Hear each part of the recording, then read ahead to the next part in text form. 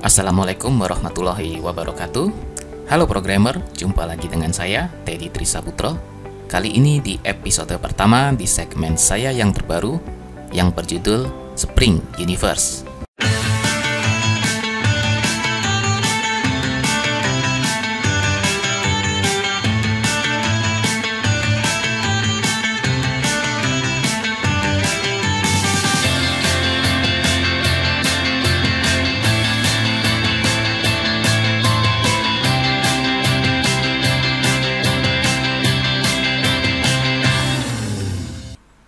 Pada episode pertama Spring Universe ini saya akan mengulas terlebih dahulu mulai dari definisi, sejarah hingga motivasi mengapa Anda perlu mempelajari Spring Framework.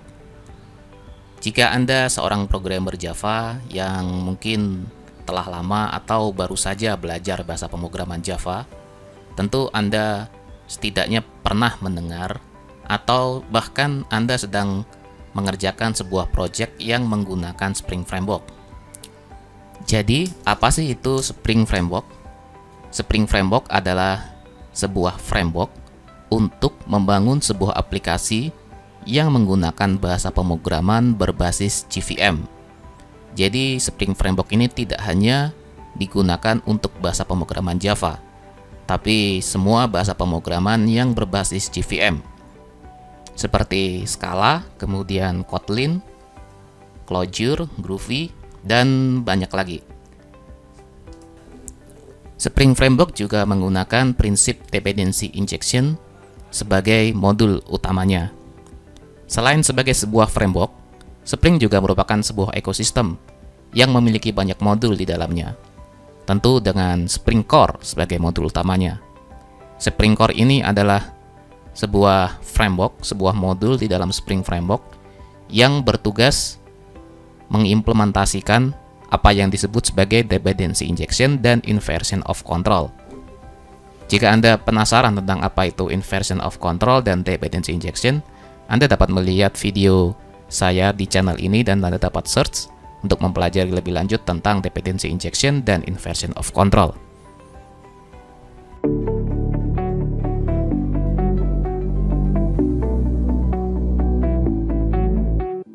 Oke, sekarang kita beralih ke sejarah dari Spring Framework. Spring Framework ini awalnya berasal dari sebuah buku yang berjudul Expert One-on-One, J2EE Design and Development yang ditulis oleh Red Johnson di tahun 2002. Buku tersebut ditulis sebagai reaksi Rod Johnson terhadap berbagai aspek dalam J2EE, sebuah framework Java untuk membangun sebuah aplikasi enterprise. Buku tersebut berisi 30.000 baris kode yang berisi konsep fundamental dari inversion of control dan dependency injection. Awalnya Rod Johnson menulis program tersebut tidak untuk membangun sebuah framework baru, melainkan hanya ditujukan untuk memudahkan kerja para developer Java. Namun pada diskusi online di forum Rocks, Jürgen Horlen dan Jan Karova, dua pembaca buku tersebut mengusulkan untuk menjadikan kode tersebut sebagai dasar dari pembuatan framework baru dan menjadikannya bersifat open source. Baru kemudian di dalam sebuah buku berjudul Expert One-on-One, J2EE Development with .agb, proyek tersebut kemudian dinamai dengan nama Spring, dengan filosofi sebagai Spring adalah musim semi dari cara programmer membangun aplikasi Java. Setelah sekian lama melalui masa musim dingin dari cara pemrograman menggunakan Java yang sekian lama dibilang mandek karena begitu sulitnya untuk membangun aplikasi berskala enterprise menggunakan EJB. Pada rilis awalnya, Spring Framework hanya menawarkan sebuah kontainer ringan untuk Java Runtime Environment. Kontainer ini kemudian disebut sebagai Spring Container, yang kemudian menjadi cepat populer di dalam komunitas Java, selain karena fitur dependency injection yang dimilikinya. Spring Framework juga menawarkan beragam modul yang ditawarkan di dalam ekosistemnya, sehingga kemudian kebutuhan teknis apapun di dalam sebuah proyek hampir semuanya dapat ditemukan di dalam modul Spring. Maka kemudian gini Spring Framework sudah begitu populer dan kemudian menjadi standar de facto ketika seorang ingin membangun sebuah perangkat lunak berskala enterprise di dalam Java. Sehingga akan hampir selalu ditemui banyak perusahaan-perusahaan yang menggunakan Java sebagai solusi untuk sebuah sistem perangkat lunak. Mereka akan sekaligus mensyaratkan penguasaan Spring Framework. Jadi, banyak lowongan di perusahaan-perusahaan akan secara bundle, secara paket, akan memberikan requirement selain dia bisa bahasa pemrograman Java, juga wajib tahu tentang Spring Framework.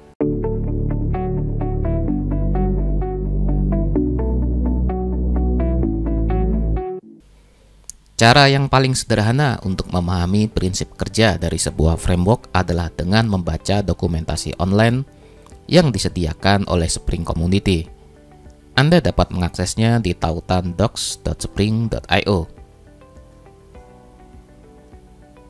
Jadi, Anda dapat membaca banyak hal terkait Spring Framework di sini.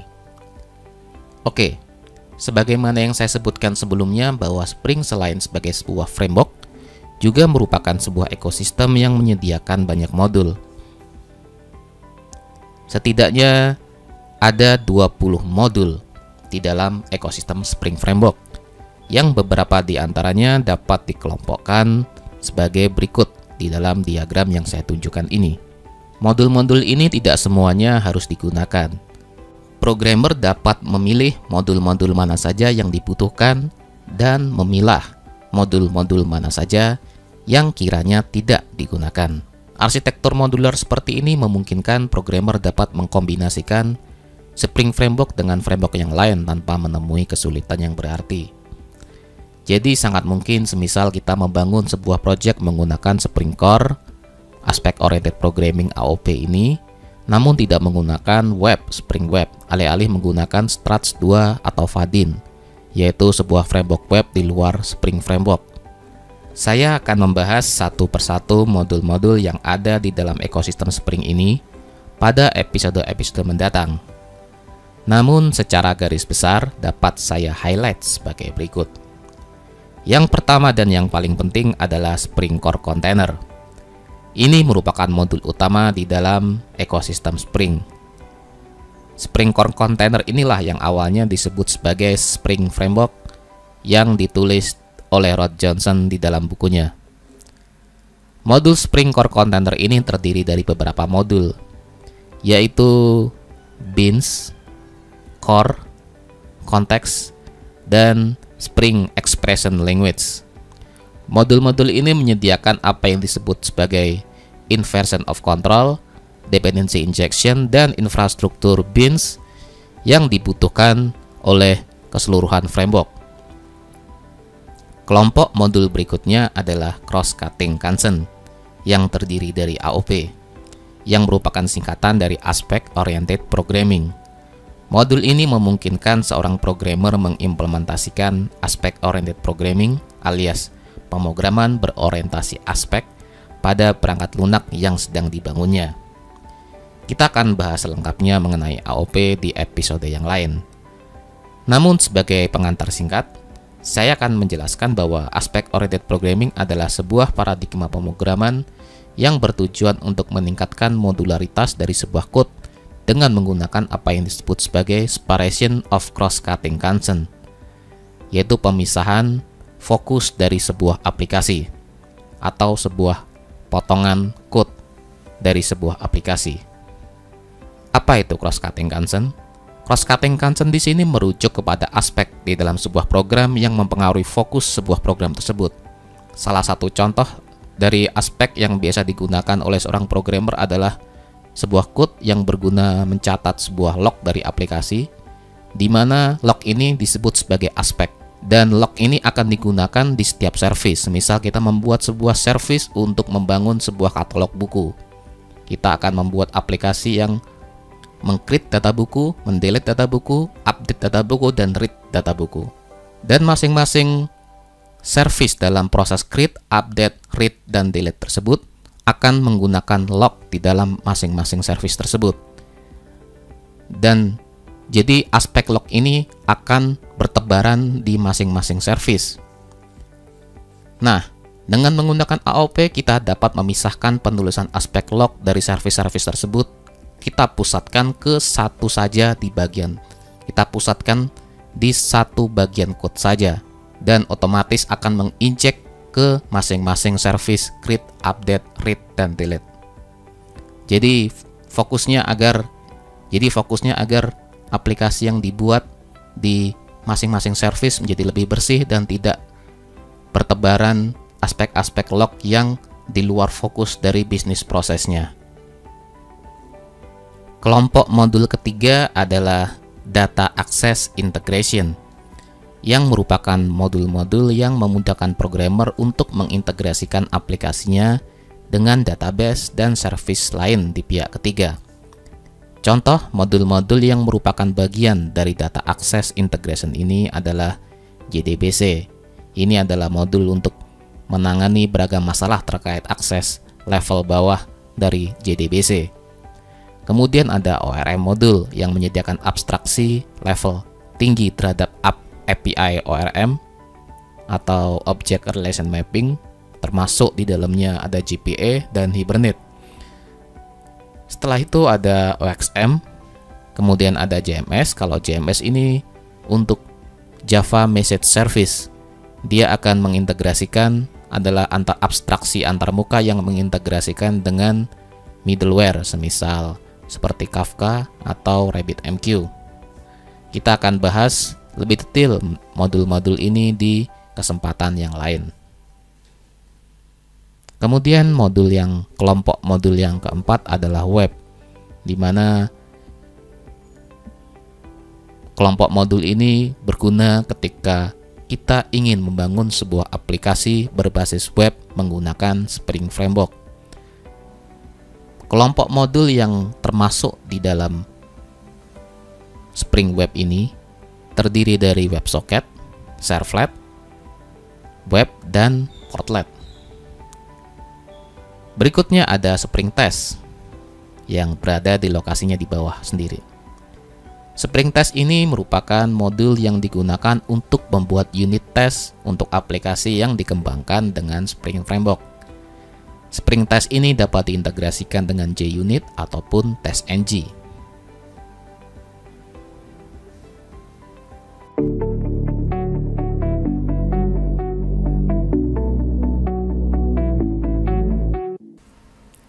Lalu, mengapa Anda harus belajar Spring Framework?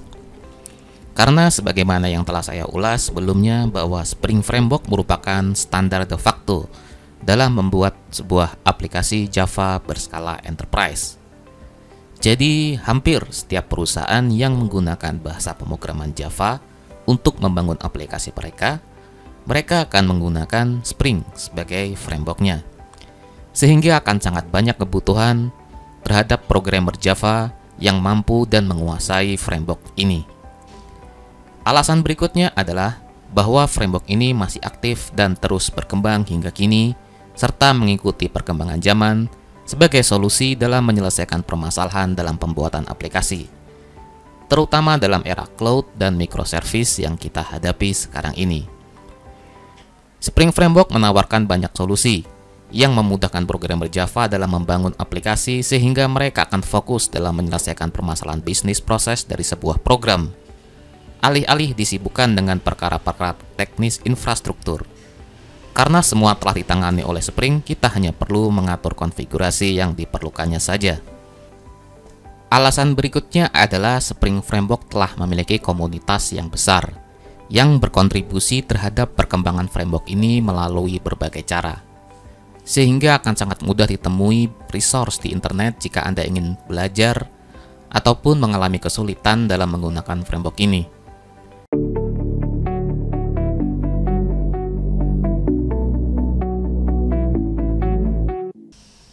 Oke, demikian ulasan saya dalam Spring Universe di episode pertama kali ini.